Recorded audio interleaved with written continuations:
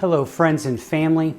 We are on our second video of a three-part series on how does a Christian grow spiritually. Do you remember when Jesus told the parable of the sower and the seed? Sower goes out to sow seed, and the seed fell upon 4 different soils. There was the soil along the path because it was hardened. There was the soil along the rocky soil because it was shallow. There's the soil that is filled with thorns and thistles, and it's the crowded soil. And then there's the last soil. It's the good soil that reaps a harvest of 30, 60, and 100-fold. When Jesus is done, he ends this way. He says, "He who has ears to hear, let him hear." And then he walks away.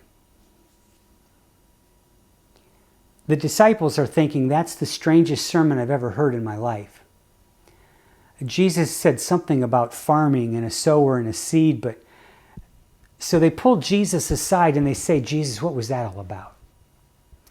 And Jesus says to them, if you don't understand this parable, you won't understand any of the parables, because Mark chapter 4, the parable of the sower, is the foundational story that the rest of Mark is built off of. The 4 different soils represent the 4 different responses to the Word of God.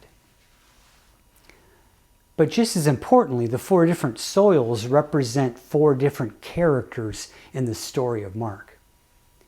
For our purposes, it's the second soil that represent the disciples, because they receive the word quickly with joy, but as soon as tribulation or persecution arise, they fall away quickly.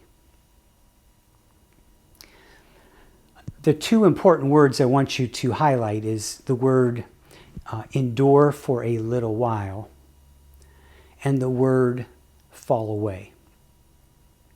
Do you remember when Jesus is talking to his disciples the night he would be betrayed, and he says to them, "You will all fall away"? Peter says, all of these guys might fall away, but I'll never fall away. And Jesus says to Peter, before the rooster crows in the morning, you will deny me 3 times. Now in the Gospel of Mark, when he wants to emphasize something, he'll put it in groups of 3. And throughout Mark, you see the thing that Mark is trying to emphasize is just how important failure was to the growth of the disciples. Do you remember in the Garden of Gethsemane when Jesus is praying? And 3 times he tells Peter, James, and John to watch and pray. And then he goes off and he prays by himself. And he comes back, and 3 times, what are the disciples doing? They're sleeping. In Mark chapter 8 through 10, Jesus is on his way to Jerusalem, and he's preparing the disciples for the fact that he is going to lay down his life. That following Jesus means that we lay down our life so that other people may live. But 3 times the disciples are discussing who will be the greatest among them. The 3rd time, Jesus says to Peter and to James and John, he says, "What do you want me to do for you?" And James and John say, "We want to sit at your right hand and your left hand in the new kingdom." The very next event, they come across a blind man, and Jesus asks the same question, "What do you want me to do for you?" These 2 events are linked by asking the same question. Apparently, healing the blind man was a reflection of what the disciples needed to be asking Jesus for, and that was spiritual sight, perception, insight, the ability to understand. Because in the Gospel of Mark, whenever Jesus heals a deaf person or a blind person, it's a reflection of where the disciples are. So in Mark chapter 8, if I could draw your attention there. We have the third boat scene that collides with the third bread scene. Do you remember that Jesus fed the 5,000 people? And then in chapter 8, he feeds 4,000 more, and this time they're all Gentiles. In each of those events, the disciples are asking the question, how are we going to feed these people? We don't have anything. And Jesus multiplies the loaves and the fish, and they feed masses of people. In Mark chapter 8, verse 14, the disciples now get into a boat, which is where Jesus does his best teaching with the 12. They have 2 hours to get to the other side, and they have a chance to talk and to debrief and to learn. And the disciples are discussing, we forgot to bring bread. We forgot to bring bread. What are we going to do? This is the third bread discussion. So in Mark chapter 8, verse 14, Jesus says to the disciples, "Why are you discussing the fact that you have no bread? Do you not yet perceive or understand?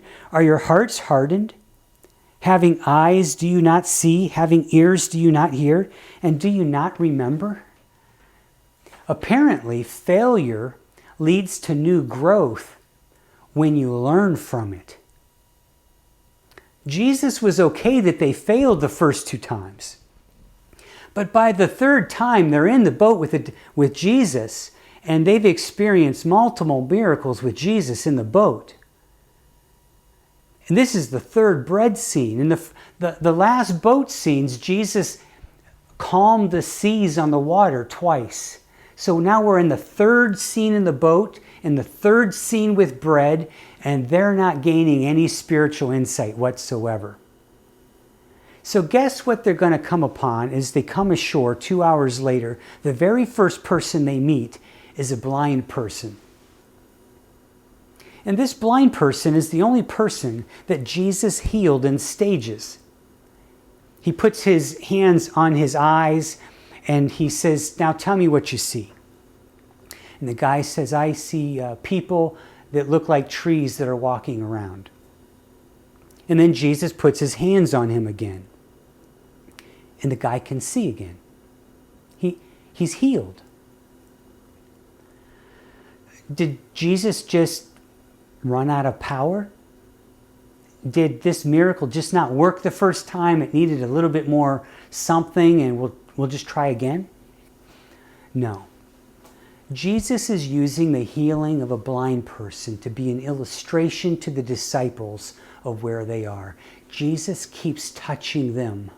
He keeps trying to open their eyes, and they're still not gaining insight. Isn't that the way it works?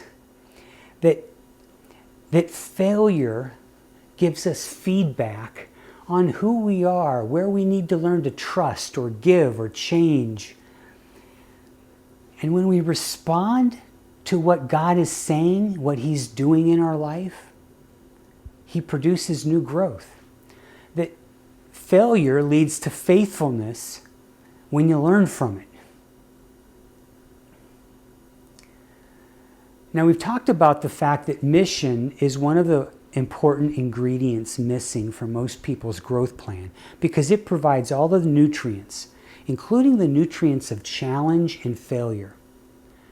But the second missing ingredient from our growth plan is persevering over challenges and failure.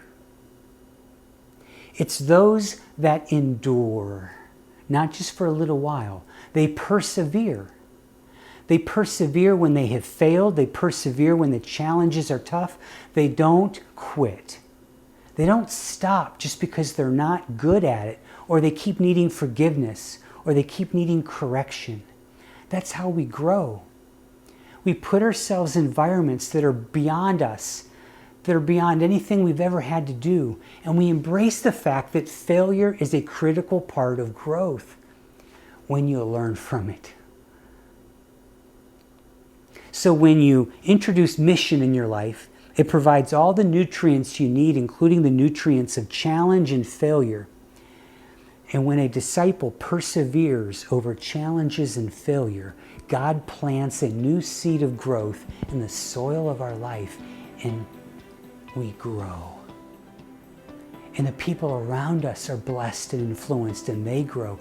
God's kingdom grows as we respond to what God is saying to us in the context of challenge and failure. The next video is part 3, and we'll discuss how do we persevere when you feel like giving up, when you're facing challenges, you're failing a lot. How do you persevere in an environment that encourages growth? Make sure you join us on our next video. God bless you.